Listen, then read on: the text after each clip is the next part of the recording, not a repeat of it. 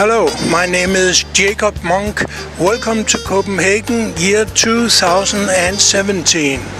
Well, this is first part of a series for YouTube about the Reformation in Copenhagen. You know the Reformation. Before the Reformation in Denmark, it was 1536. Before that, Denmark was a Catholic country. After the Reformation, Denmark was changed to be a Protestant country, and soon after it was changed to be a dictatorship. Well, what was the reason for the Reformation? Someone will tell you this is a very complicated question. But first of all, the church owned around 40% of the soil in Denmark.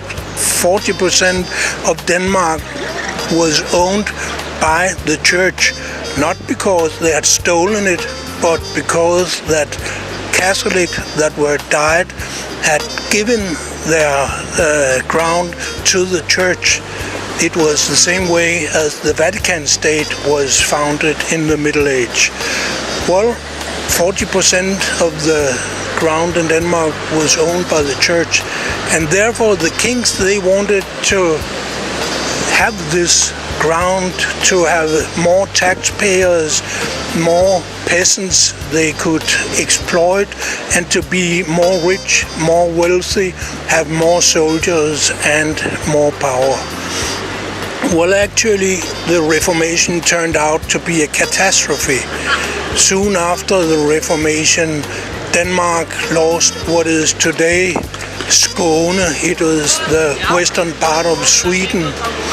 We also lost the southern part of Jutland in the war against Germany 1864, and we lost Norway. That used to be a part of Norway. We lost Norway in 1814.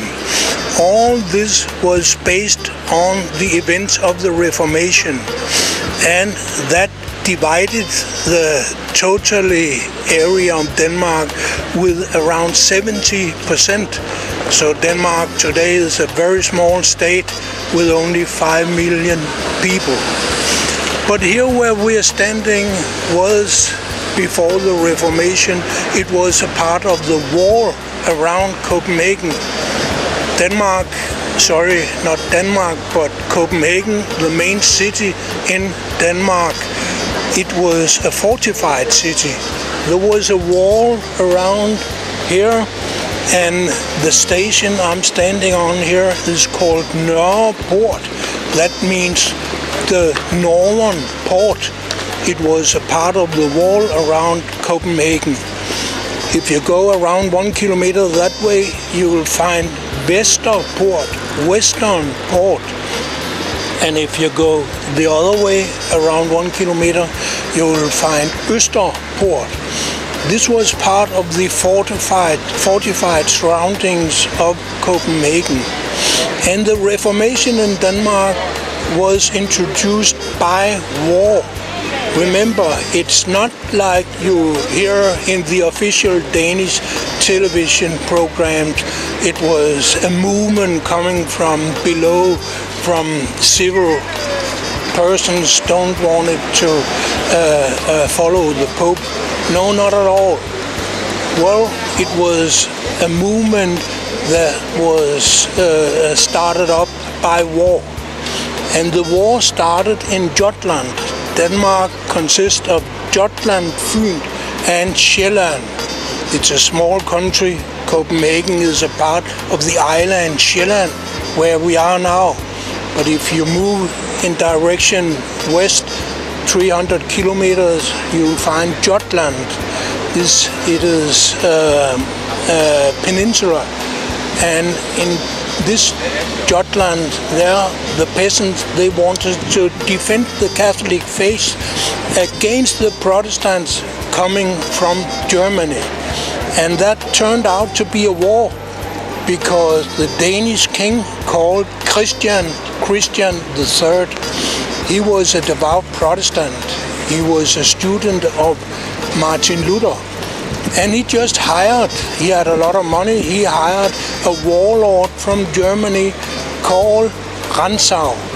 And Rantzau, he hired a lot of professional soldiers in Germany. And these soldiers, they didn't know anything about religion, about Reformation or anything. They were professional soldiers. They did their job exactly like soldiers are doing today. But they went up in Jutland and fought against the Danish Catholic peasants. And they killed 2,000 Catholic peasants. And they conquered the leader of the resistance in Jutland. He was called skipper Klement, and this man was beheaded in the main city, one of the main cities of Jutland called Aalborg. So after Rantzau had beheaded skipper Klement and killed 2,000 peasants, then he declared sacking of Aalborg.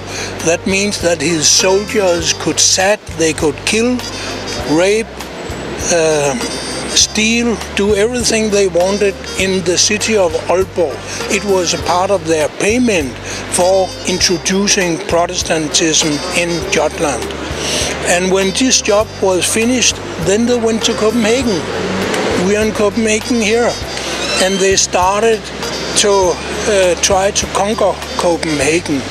But Copenhagen was fortified. And the citizens of Copenhagen, they wanted to defend the religion they loved and had known for 500 years. So there was Rantzau, he put his soldiers outside the city wall, and there were placed ships outside the harbors, so the Copenhagen citizens couldn't get any food to eat. So they starved, and after around 1 year, between 6 months and 12 months, they had to give up. They had eaten all the cats in the city, they had eaten all the dogs. And there was one Protestant mayor here in Copenhagen.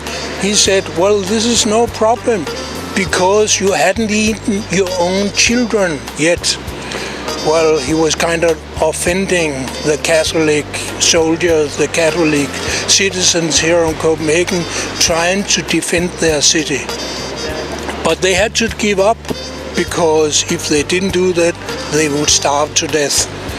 And then Christian III, Rantzau and the soldiers, they came to Copenhagen. Immediately they caught the Catholic bishops and jailed them. And they introduced by power, not by vote, by power, they introduced Protestantism here in Copenhagen and in Denmark. And they had introduced it in Jutland a few months before, and now Copenhagen, that means whole Denmark, from 1536 was considered to be a Protestant country, and we still are. Thank you.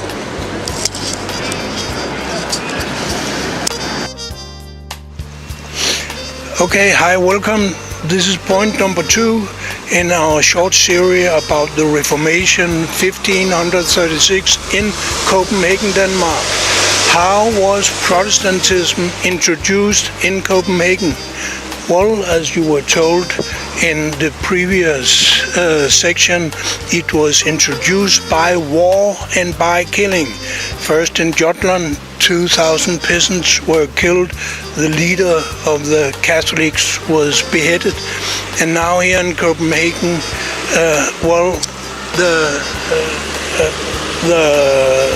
Christian III, his soldiers were lying around Copenhagen for nearly 1 year to conquer the city, and at least they had nothing to eat here in the city, so they had to give up. And then Protestantism was introduced, and here is a monument. It was made around 450 years after Martin Luther. He put up his thesis and in 1517. You know, today it is 500 years since the Reformation started, because we say that the Reformation started by Martin Luther putting up his 95 theses on the church door in Wittenberg. And 1536 it was introduced in Copenhagen. And here you have this monument honoring 4 aspects of the Reformation. The Reformation coming from the top down, not from the down up. And here, the first picture here, it shows the king leading the so-called Herredag. Herredag, it was the meeting they had a few times each year, where the king and the leaders of the society, that is nobility, they met to decide how to lead Denmark. At that time, the king was elected by the nobility, and they had this Herredag as what could be compared maybe to the parliament today. But this Herredag, it was not in any way elected in a democratic way. And here, the first Herredag after the Reformation, the Catholic bishops used to be a part of this Herredag, but they were all put to jail. And if you try to see over here, you will see the building where the last Catholic bishop called Joachim Rønnow, he had his house. Well, now it's changed quite a lot. But after the soldiers of Rantzau and Christian III had conquered Copenhagen, they had to find the Catholic bishops and put them to jail or even behead them. Well, they had beheaded Skipper Klement in Aalborg. So of course the Catholic bishops here in Copenhagen, they were afraid they would be beheaded too. And therefore Joachim Rønnow, the leader of the bishops here, he hid it up under the roof in his bishop's house. But nevertheless he was found and he was put to jail. Later on we will see where this jail, where the bishop lived for the rest of his life until he died around 10 years later. But now let's continue with this monument of the Reformation. First part, we saw the king introducing the new religion. And now we have the first Protestant bishop called Hans Tausen. He is preaching in the Gråbrødre Kirke, that is the old church of the Franciscan brothers, Saint Francisco's order in Denmark. We have a lot of Franciscans here in Denmark, and they had churches in connection with their monasteries. And Hans Tausen, the Protestant leader of the Reformation, he was preaching in one of these churches. And as additional information, I can tell you that Hans Tausen, he had 6 children. And all of these 6 children, they had, of course, their own children, and they had their own children. And when you're going down in the line of descent, as making some kind of genealogy, that means see who is descending from whom, you will find out that around 1,000 or maybe even 2,000 Copenhagen citizens today, they are coming directly from Hans Tausen, although he had once promised God and the authorities in the church that he would never marry. Well, he had 6 children, and me myself, actually, I'm a descendant of Hans Tausen, 14 generations back. Well, let's go to plateau number 3 here. This is the time where the new bishops, not the Catholic bishops, but the Protestant bishops, they were elected. You know, in the Catholic Church there is this unbroken line of sacramental line coming directly from Jesus. It's called apostolic successions. But this line was broken in the Reformation, and the new Lutheran bishops, here you see they are initiated to the Lutheran Church. They do not have any direct connections back to Jesus and to Peter, but nevertheless they are leaders of the church. But remember, Luther, he said that the church must have no leader, because, you know, Luther, he didn't like the Pope. He said the Pope should be beheaded. The Protestant church should not have any leaders at all. They shouldn't even have any priest, because everyone could be a priest. You could be a priest, me, and everyone else could be a priest. So it was a kind of a change of structure that the Danish king decided that there should be priests and bishops in the Danish Protestant church. And even today we have priests and bishops. Well, let's continue to the last plateau here. Here you'll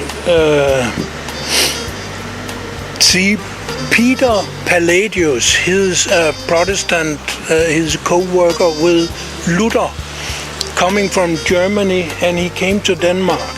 Well, please see here, Peter Palladius here. When you see on his neck, he has this special outfit that also the Lutheran priests today, they use. Well, this is to show that we do not have any apostolic succession anymore.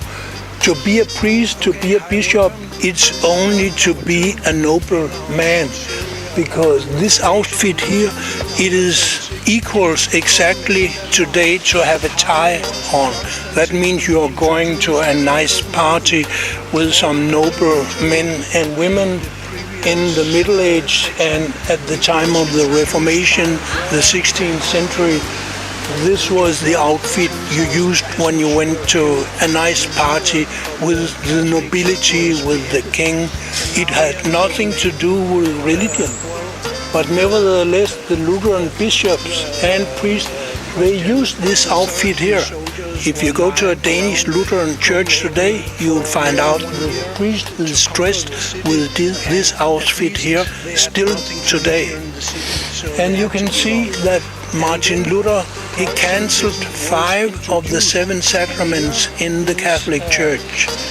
In the Catholic Church, we have baptism, it's a sacrament. Luther, he continued this sacrament. And also communion is a sacrament in the Catholic Church. In the Protestant Church, it's not called communion, it's only called nadver. That means it is drinking some wine and eating some bread.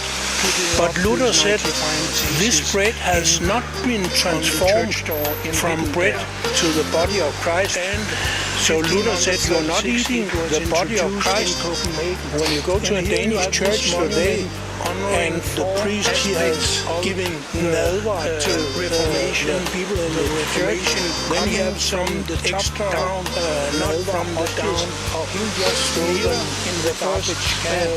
Because it shows the king leading the so-called Herredag. Herredag, it was the meeting they had a few times each year, where the king and the leaders of the society, that is Denmark, and the post-Reformation church, the church, Protestant church after the Reformation, you're not eating, you're not uniting yourself with the body of Christ. Thank you. Welcome to section number 3. Now we are standing in front of one of the most important churches in Copenhagen, called Warlord Kirke. Warfru, it is Our Lady. That is the Church of Virgin Mary. You know, the Reformation, they took out the body of Christ. They took out the pictures in the church. They took out a lot of the core theology in the Catholic Church. They took out a lot of the morality of the old Catholic Church. But they also took out Virgin Mary. It is said that Reformation is the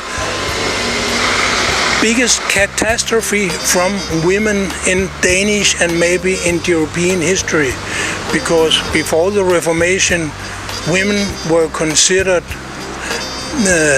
people, human beings with a very high moral status, because Virgin Mary, the Mother of God, was a woman. And every woman is some kind of picture of Virgin Mary, especially when she has a child like Virgin Mary, and she is the authority trying to form and educate this child as a good human being as a Christian person. This church, Warfru Kirke, was the main church honoring Virgin Mary, and therefore it was something of a catastrophe in 1530, where there was some citizens from Copenhagen. They went into the church and make iconoclasm. Do you know this word, iconoclasm? Iconoclasm is when you destroy pictures, destroy artworks, destroy beauty. That had been going on in Russia for hundreds of years, in the 6th and 7th century in Russia. But also here in Copenhagen, during the Reformation, we had iconoclasm. And there was a special man, he was actually mayor in Copenhagen. Copenhagen had several mayors at that time. Just as today, we have not only one, we have many mayors here in Copenhagen. And one of them, he was a devout Protestant. He was leader of the destroying of the artworks here in Warfru Kirke. And now we are not allowed to make a lot of noise and record in the church, but I'll show you two things. One thing is what they put in instead of Virgin Mary. They made what you call some kind of artwork showing an angel with the Jacob shell. You know, in the old days when you went as a pilgrim to Spain, you went to Santiago de Compostela and you went out to the coast to the Atlantic Ocean, and there you found a shell. It was called a Jacob shell, and this shell you took home to your home country, to Denmark, and that proved that you had been on this pilgrim tour. Actually, this angel in here, she has some kind of shell in her hands. But she is not a picture of Virgin Mary, because Virgin Mary is absolutely highly controversial, also today in this church here. Two, I will show you the figure of Jesus. From the beginning, Christianity in Denmark was very much inspired by Russia. And in Russia, they introduced early on Arian Christianity. That means Christianity where you do not really believe that Jesus is God. No, he is not on the same level as the Father. Still today, the Russian Orthodox Church and also other Orthodox churches believe that Jesus Christ is on a lower level than God the Father. And therefore, if you go to back to the introduction of Christianity in Denmark, you will find out that the picture of Jesus is an Arian picture. That means not showing a crucified God, because the Catholic Jesus is the crucified God, but showing a man, some kind of war leader, some kind of, I would nearly say, sex symbol that the women can adore and pray to. And you'll find out that this picture of Jesus is you'll find this in early Danish Christianity. And even today, where one very famous Danish artist called Bertel Thorvaldsen, he made this Aryan Jesus figure in here. It's not a crucified Jesus, no, it's a Jesus, a preacher, an authority, I would say nearly a sex symbol. Well, let's go in. I'm not going to talk while we are in the church. It equals exactly.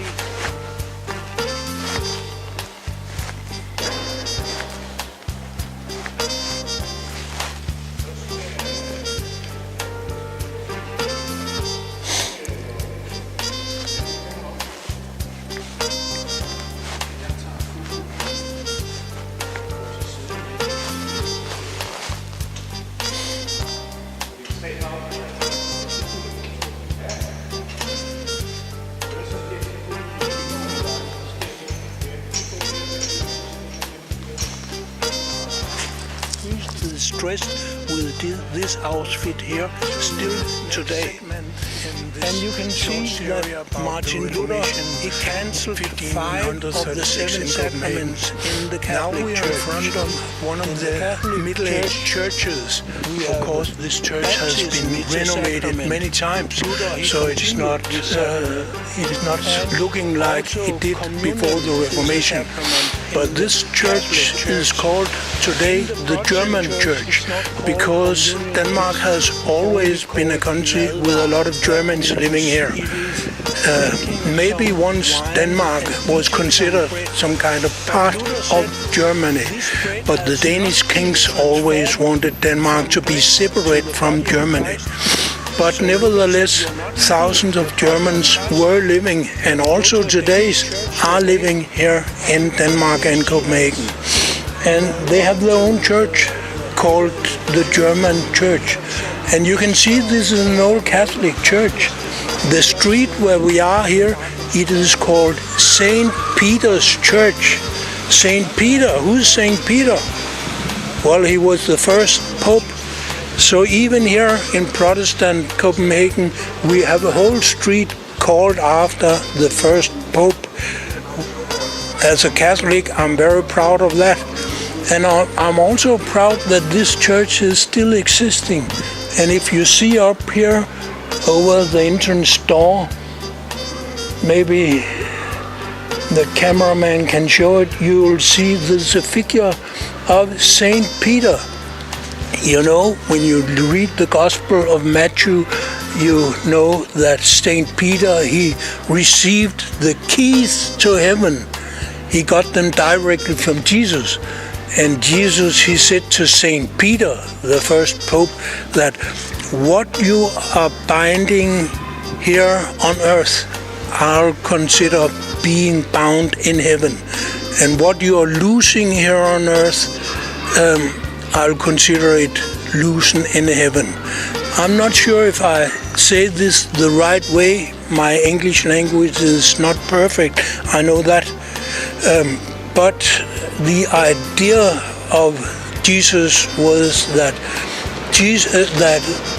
Peter, you see him up here, you get in a symbolic way the keys to heaven. That means what you are telling when you are educating people here in this world about the faith I've shown you by my own example, and this was Jesus talking, then what you are telling, I'll guarantee that it is true. And this church that you are the first leader of, it will continue forever. It will never end, no matter what happens to the world. The church will go on. So therefore, the churches in the Middle Age, they were built very solid, because they knew, well, this church, it has to be here forever. And forever, that's quite a long time. So there were stones. and thousands of people were employed building these churches here. And of course they still stand here now 800 years later. And I suppose if I come here, if the world is still existing in 1,000 years from now, I'm quite sure this church will be standing the same place as now. But I'll show you one other thing. You've seen the figure of Saint Peter up here. I've told you we are in the street of Saint Peter.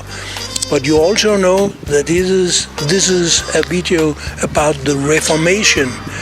And in the Reformation, then after the Reformation, Denmark was based on Lutheran theology. And one of the main points in Lutheran theology is the idea that the world is divided between the world of God, the heaven, and the world of human beings, the earth. In the world of God, there everything is good, because God is a good God, and of course we all long to go to God when we are dead.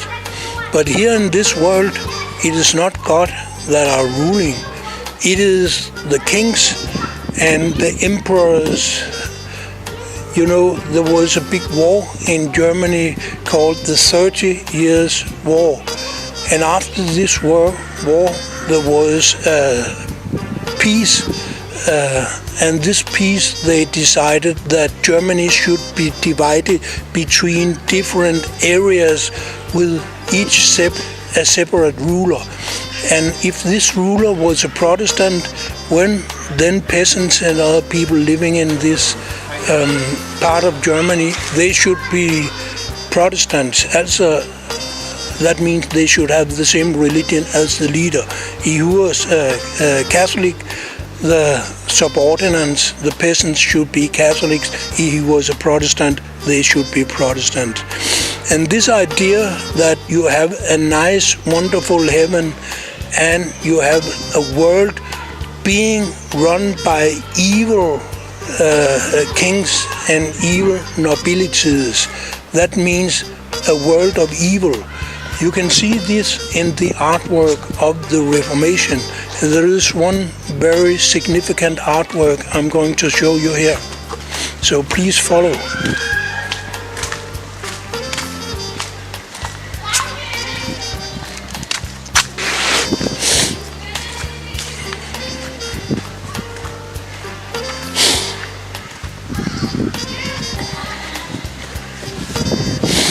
This artwork here, it was not made during the Reformation. Actually, it was placed here in 1903. That is a little more than 100 years ago. So it was absolutely after the Reformation. But I think it's an interesting artwork because it shows the idea of the world of Lutheranism. In Lutheranism, this world is evil. Luther, he wrote in his main book called The Non-Free Will. I'm sorry, I can't tell you the Latin title of the book, I don't remember it. But it was the basic book of Martin Luther, published 1524.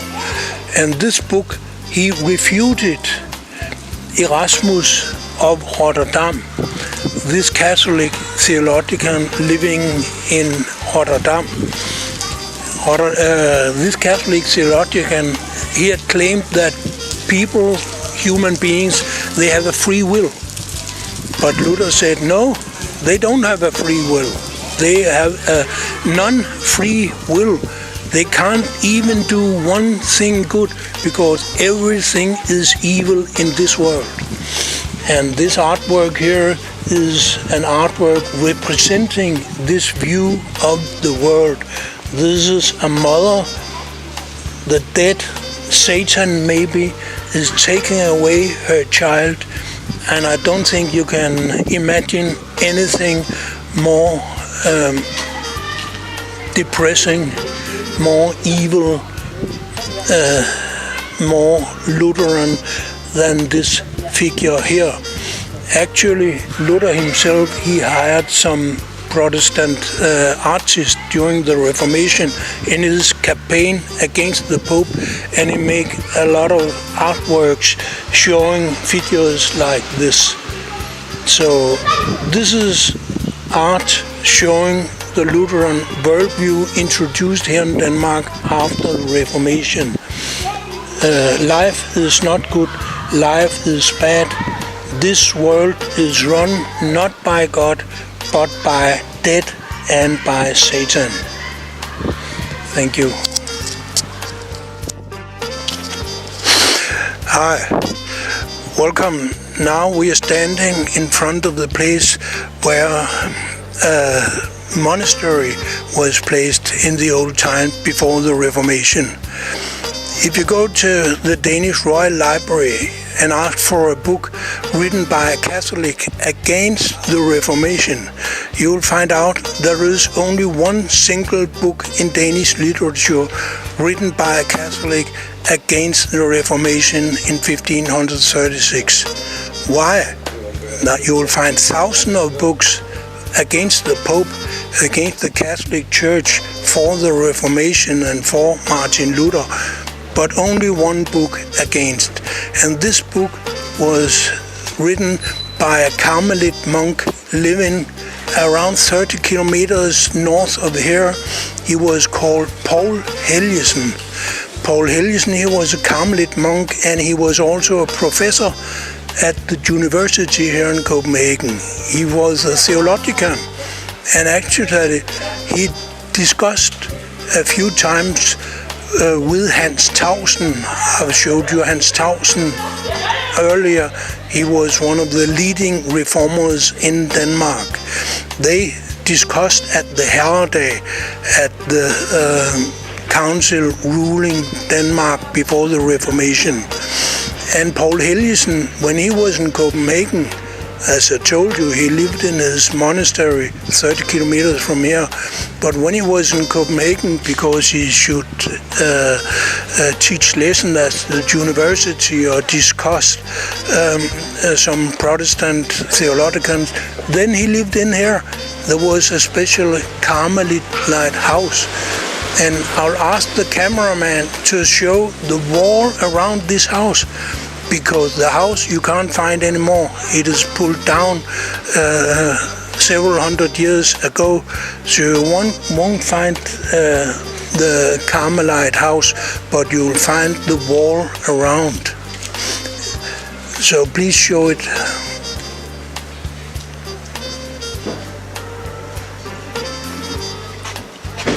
You can see the wall around. It is painted yellow today. And today this place in here, it's called Valkendorf Collegium. It's a place where very good students going to University of Copenhagen, they can stay quite cheap while they are studying. But as I told you, in the old days, it was some kind of a hotel, I would say, refugium for Carmelite monks who had to stay in Copenhagen before they went back up to Helsingør, where they lived in their monastery. This Paul Helgesen, who stayed here when he was in Copenhagen, he was a student and a follower of Erasmus of Rotterdam. You know, the European Union today, it's very much based on Catholic values. I don't say anything for or against the European Union. That's not what I'm trying to do here. I'd only say that there is a few Catholic keywords in the constitutional declarations of the European Union. For example, it's told that the European Union is based on subsidiarity. Subsidiaritet in Danish. Subsidiarity is the idea that the power shall be executed on the lowest level that is possible. That is, the power shall be as close to the civil persons to normal citizens as possible. I don't know if they have succeeded in that in the European Union. I'm afraid they haven't succeeded. But this concept, it is taken directly from papal theology from the 18th century. And this papal theology is based on Erasmus, because Erasmus, he had the idea that human beings, they have a free will. He didn't agree with the small sentences in Paul's letter to the Romans in New Testament, where Paul is saying that you can only be saved by faith without any deeds.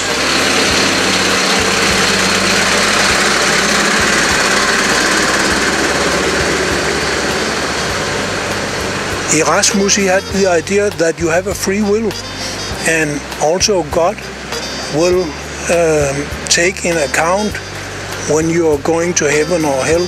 He will consider what you have done in the real life.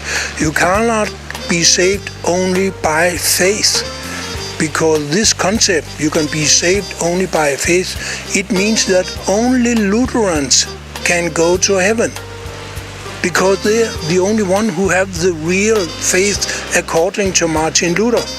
So all the rest of the population in this world are going directly to hell.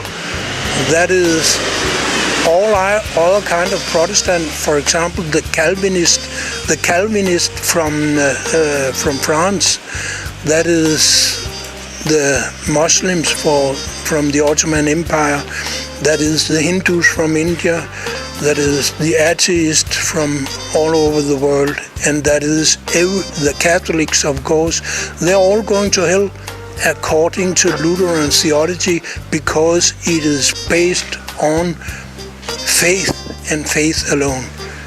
And the one person going directly against this concept was Paul Helgesen, who stayed in there while he was teaching at the university. Thank you.